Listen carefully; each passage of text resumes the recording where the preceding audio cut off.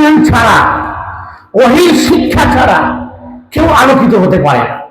আজ পর্যন্ত কেউ আলোকিত হতে পারে নাই। আবু জাহেল, উতবা, সাইবার মতো বিজ্ঞ লড়াকু সমাজপতি আল্লাহ নবীর যুগে অতিবাহিত হয়েছে। ঐশী জ্ঞানের আলো ছিল না ভেতরে। এই জন্য আজকে তাদের নাম নেওয়া হয় ঘৃণার সাথে, সম্মানের সাথে নেওয়া হয় না। একজন মানুষ সত্যিকার মানুষ হয় ওহীর এলেমের আলোকে। ওহীর জ্ঞান ছাড়া কেউ সত্যিকার মানুষ হতে পারে না। আজকে যাদের দুনিয়াতে অনেক বড় বড় সার্টিফিকেট, অনেক ডিগ্রিধারী লোক দুর্নীতিতে আক্রান্ত, ঠিক কিনা বলেন? বস্তা ভরা তার সার্টিফিকেট শিক্ষার, এত বড় শিক্ষিত স্যার, অফিসার, কিন্তু সে ঘুষ খায়, অন্যের টাকা আত্মসাৎ করে মেরে দেয়। বলেন তো এই লোকটা কি মানুষ হতে পেরেছে? বলেন না, এই লোকটা মানুষ হতে পেরেছে? যে অন্যের সম্পত্তি কুক্ষিগত করে, আত্মসাৎ করে, সে কি মানুষ হতে পেরেছে? কারণ ইসলাম তো বলে অন্য কারো সম্পদ তার সন্তুষ্টি ছাড়া সেটাকে গ্রহণ করা, খাওয়া হালাল নয়, হারাম।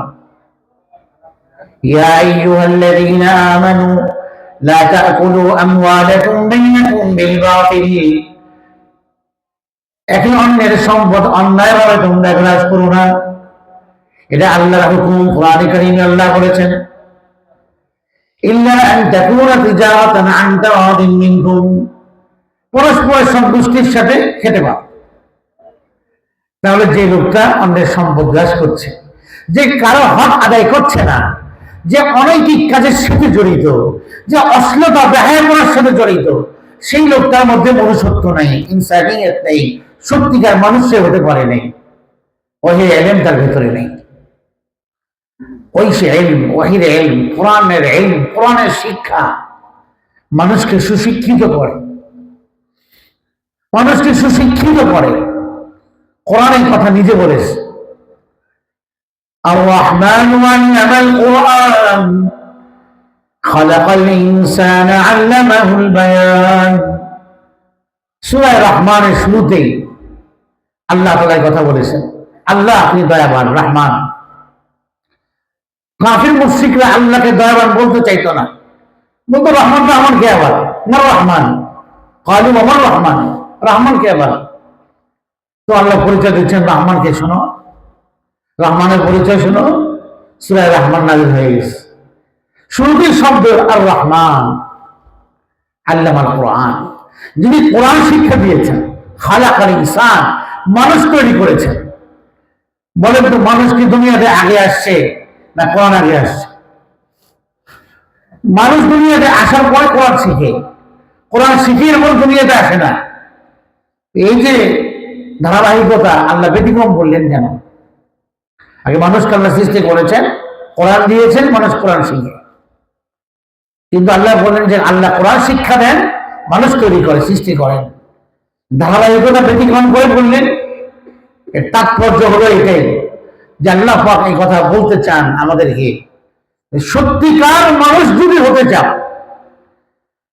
আদর্শ মানুষ যদি হতে চাও, তাহলে কোরআনের শিক্ষা তোমার লাগবে।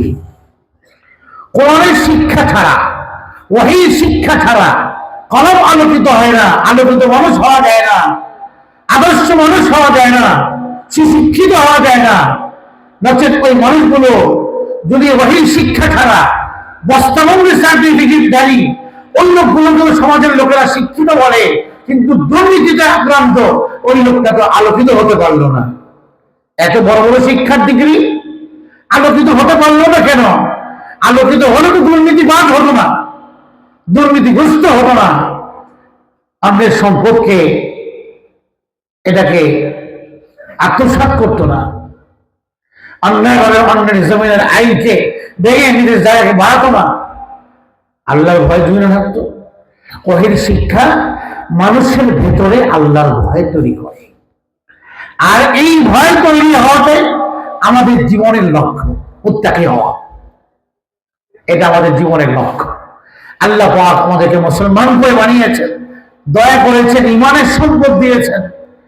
এই ঈমানদার তখনই আমি পরিপূর্ণ হতে পারবো যদি আমার ভেতরে তাকওয়া থাকে, আল্লাহর ভয় থাকে। আল্লাহর ভয় মানুষকে মানুষ বানায়, আল্লাহর ভয় মানুষকে আল্লাহর ওলি বানায়, আল্লাহর ভয় মানুষকে নেককার বানায়, আল্লাহর ভয় মানুষকে নৈতিকতা দান করে, আদর্শমান বানায় আল্লাহর ভয়। এই জন্য আল্লাহ তাআলা কোরআনে কারীমে বারবার তাকওয়ার কথা বলেছেন, বারবার বলেছেন, ইয়া আইয়ুহাল্লাযীনা আমানুত্তাকুল্লাহা হাক্কা তুকাতিহ, হে ঈমানদারগণ, অত্যন্ত স্নেহের সাথে দেখেছে আল্লাহর ডাক। দেখুন আল্লাহ বান্দাকে কত ভালোবাসেন, কত ভালোবাসেন, কত সুন্দর করে ডাকছেন, হে ঈমানদারগণ, হে আমার ঈমানদার বান্দারা। কতটা মায়ার ভরে আল্লাহ পাক ডাকছেন আমাদেরকে। কিন্তু আমরা কি আল্লাহর ডাক শুনি? আমরা কি আল্লাহর ডাকে সাড়া দিই? আল্লাহ পাক বলেন, আফালা ইয়াতুবুনা ইলাল্লাহ, আমার বান্দারা কি এখনো আমার কাছে ফিরে আসার সুযোগ হয় নাই? তো কবে হবে?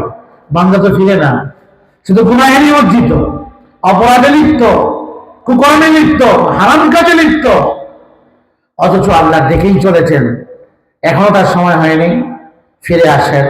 আলাম ইয়ানি লিল্লাযীনা আমানু আন তাখশা কুলুবুহুম লিযিকরিল্লাহ, এখনো কি আমার বান্দার অন্তর বিগলিত হওয়ার সময় আসে নাই? আমার জিকিরে, আমার স্মরণে, কোরআনের আয়াতের কারণে অন্তরটা কি এখনো বিগলিত হয় না? এখন তার অন্তরের মধ্যে গুনাহের প্রতি আকর্ষণ, সে গুনাহের প্রতি আসক্ত। কবে সময় আসবে তার ভালো হওয়া? কবে আসবে সময় তার সঠিক পথে ফিরে আসার? এখনো কি হয়নি? আল্লাহ দেখেই চলেছে। আফালা ইয়াতুবুনা ইলাল্লাহি ওয়া ইস্তাগফিরুনা, তারা কি আমার কাছে ক্ষমা চাবে না? আমি তো ক্ষমা করার জন্য প্রস্তুত। আল্লাহু আকবার, কত বড় মেহেরবান রাম আমরা পেয়েছি, উপলব্ধি করি। ফিকির করবেন, দিনে একটা সময় নির্ধারণ করে মুরাকাবা করবেন, ধ্যানমগ্ন থাকবেন, আল্লাহকে নিয়ে ধ্যান করবেন, মহব্বত আসবে অন্তরের মধ্যে আল্লাহ পাকের। কেমন রব, কত দয়াশীল রব, 90 বছর পর্যন্ত শিরকে লিপ্ত, আল্লাহর সাথে শরীক করছে, যা আল্লাহ কাছে অত্যন্ত গর্হিত কাজ। ইন্না শিরকা লাযুলমুন আযীম, কোরআন বলে শিরিক অনেক বড় ভয়ঙ্কর গর্হিত কাজ, বড় জুলুম এটা আল্লাহর প্রতি শিরিক করা। একটা বান্দা আল্লাহ পাকে নিজের হাতে বানানো, এই বান্দার যে আল্লাহর সাথে শিরিক করে, আল্লাহ কেমন লাগে?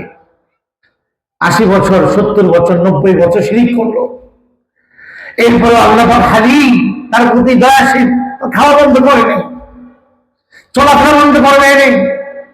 মুমিন যে পুকুর থেকে মাছ খায়, ইমানদার, ওই কাফের মুশরিকটাকে ওই পুকুর থেকে মাছ খাওয়াইছেন আল্লাহ তাআলা, খাওয়া বন্ধ করেন নাই, মুখটাকে বার করে দেন নাই, হাতটা অবশ করে দেন নাই।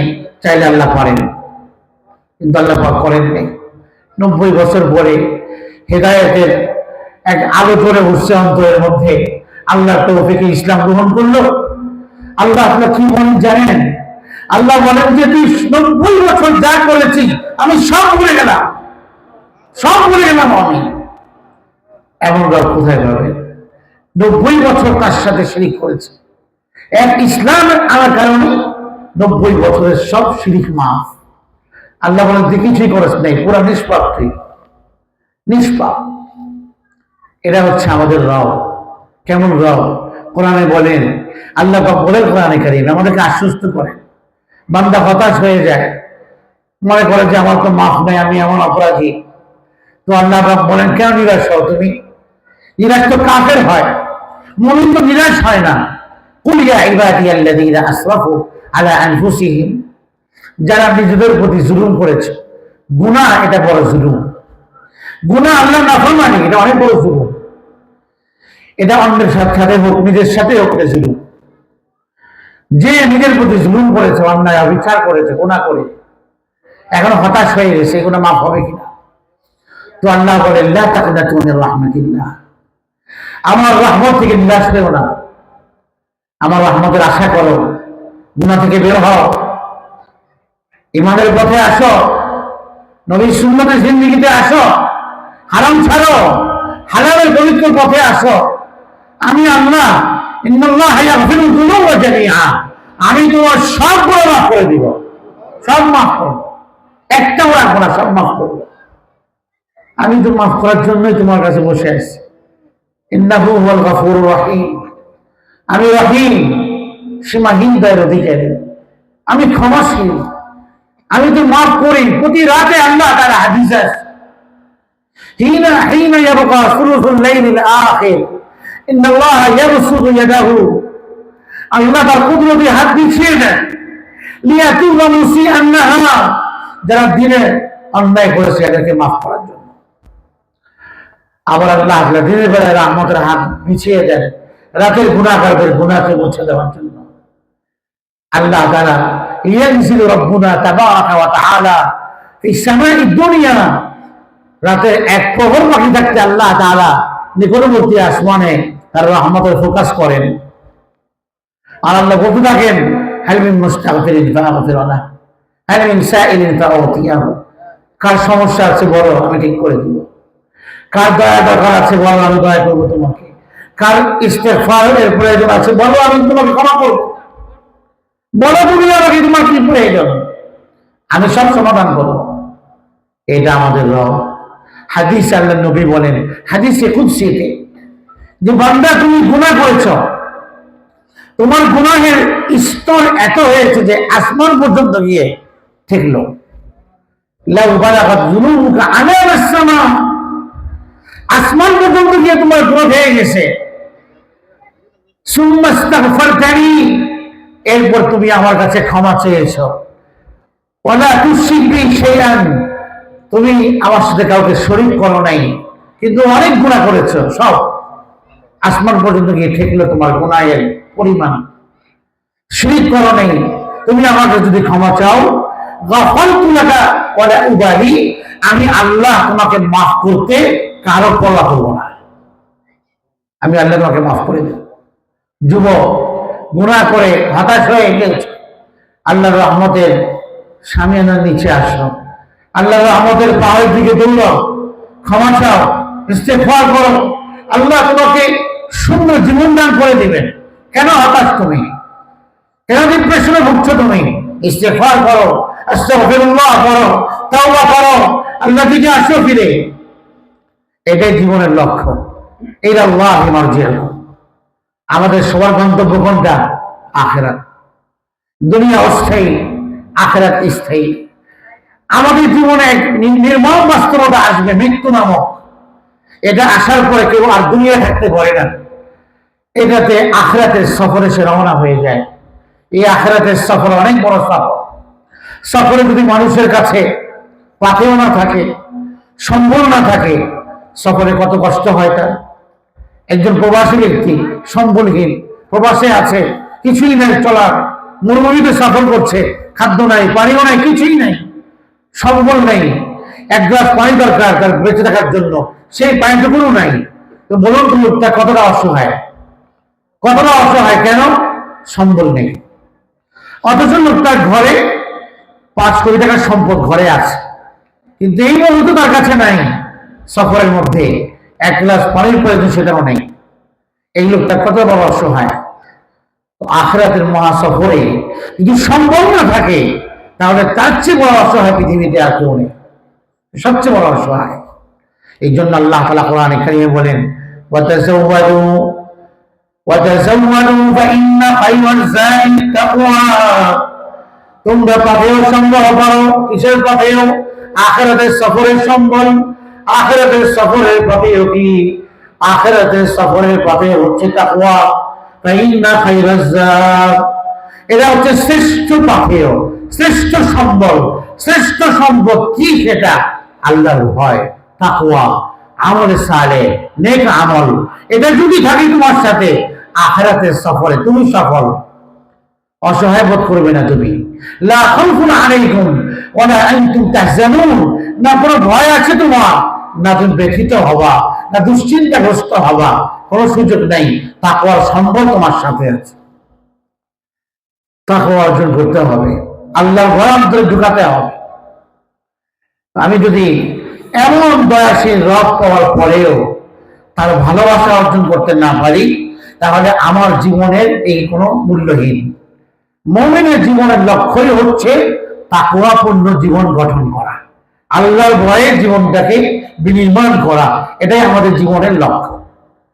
এই লক্ষ্যে যদি আমরা এগোতে না পারি, আমাদের জীবন আর পশুর জীবনের মধ্যে কোনো পার্থক্য থাকবে না। পশুর জীবনের কোনো লক্ষ্য নাই, হিসাব কিতাব নাই, আল্লাহর কাছে জবাবদিহিতা নাই, কিন্তু আমাদের আছে।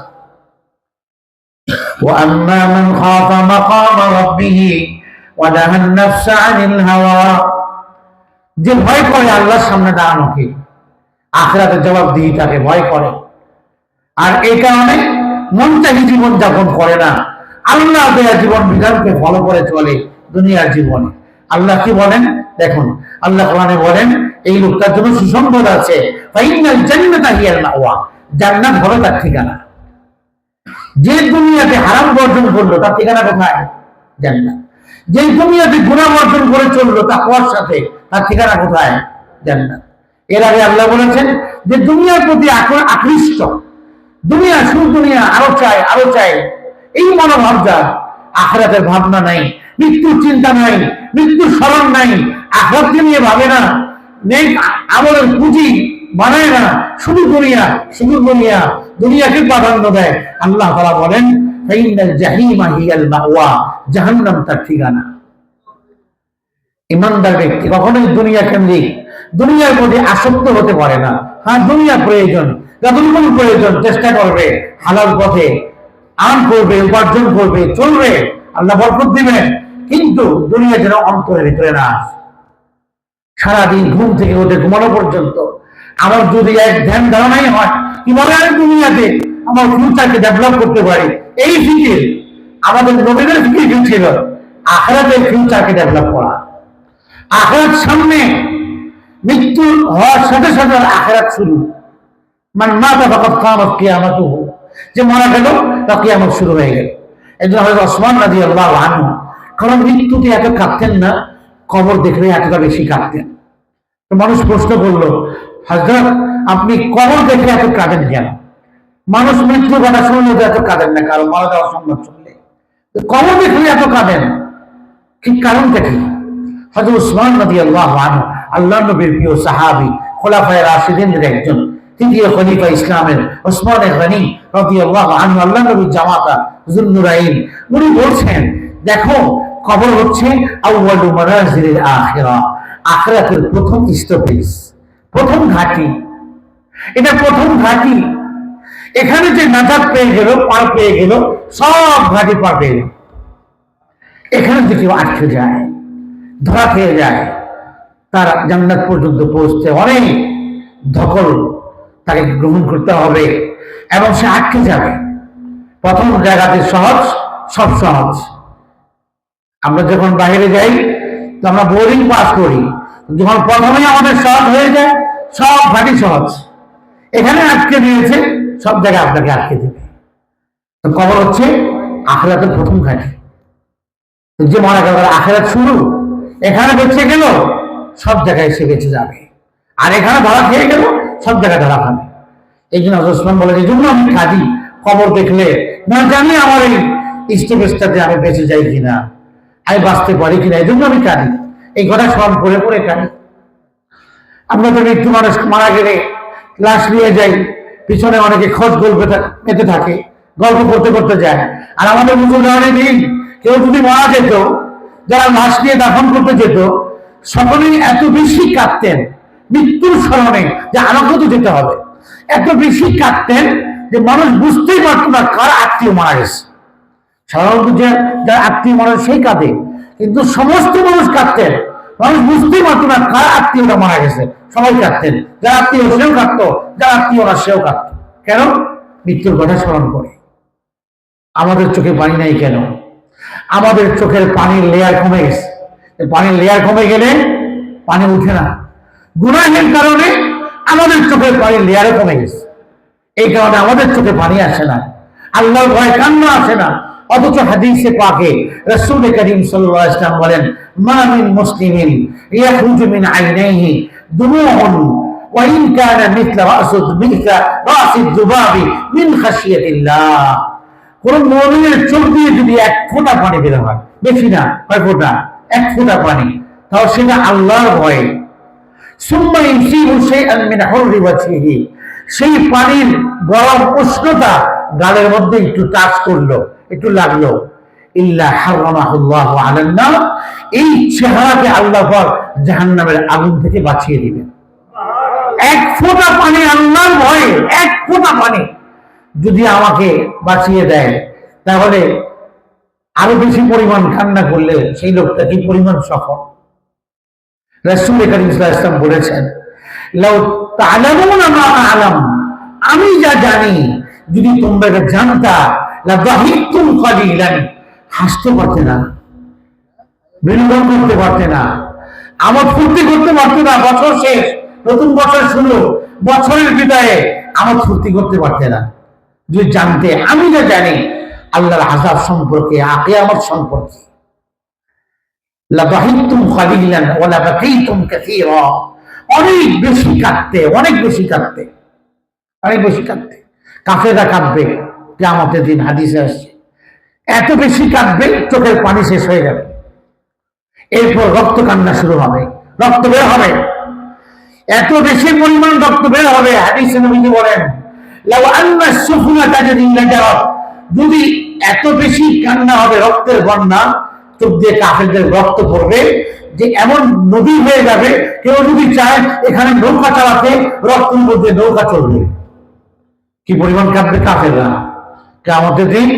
আজকে হাসছে, কাফের কাঁদবে। আজকে আমার প্রমোদের লিপ্ত যারা, তারা কাঁদবে সেদিন। ওজুহুন ইয়াওমাইযিন মুস্তাবশিরা, সেদিন কিছু মানুষের চেহারা আনন্দোজ্জ্বল থাকবে, হাস্যোজ্জ্বল থাকবে, আলোকোজ্জ্বল থাকবে। তারা কারা? তারা মুত্তাকি, যারা প্রতিদিন কদম রাখার সময় চিন্তা করেছে আল্লাহর কাছে আমাকে জবাব দিতে হবে, তারা হাস্যোজ্জ্বল থাকবে। ফাআম্মাল্লাযী নাবিয়াদ্দু উজুহুহুম ফাফী রাহমাতিল্লাহ, কিয়ামতের দিন যাদের চেহারা শুভ্র থাকবে তারাই আল্লাহর রহমতের নিচে থাকবে। ওয়া আম্মাল্লাযী নাসওয়াদ্দাত উজুহুহুম, আর যাদের চেহারা কালো হবে, বিবর্ণ হবে, যাদের চেহারা আলকাতরার মতো কালো হয়ে যাবে, তারা আল্লাহর আযাবের মধ্যে থাকবে। তাদের জন্য কোনো সান্ত্বনা নেই, নিদারুণ যন্ত্রণা। তো আমরা যে ভোগের মধ্যে সীমাহীন আমাদের ভোগবাদী আশা, আর দীর্ঘকাল বাঁচবো, অনেক বড় বড় ড্রিম দেখি, স্বপ্ন দেখি, ডেভেলপ করবো ফিউচারকে, আমি তো বাঁচতেও না পারি। হতে পারে যে আমাদের এই বাহার মার্কেটে আমার কাফনের কাপড় চলে আসছে, আমার কাফনের কাপড় প্রস্তুত হয়ে এখানে চলে আসছে, আমি যুবকের খবরই নেই। কাম মিন ফাতান ইয়ালআবু ওয়া ইয়াহবি দাইমান আকাদ মুসিজাত আকফানুহু ওয়া হুয়া লা ইয়াদরি, কত যুবক আমার প্রমোদে লিপ্ত, গুনাহে লিপ্ত, অশ্লীল কাজে লিপ্ত, আল্লাহকে ভুলে আছে, মনে হয় না কয়েকদিন আগে, কত মাস চলে যায়, ফজর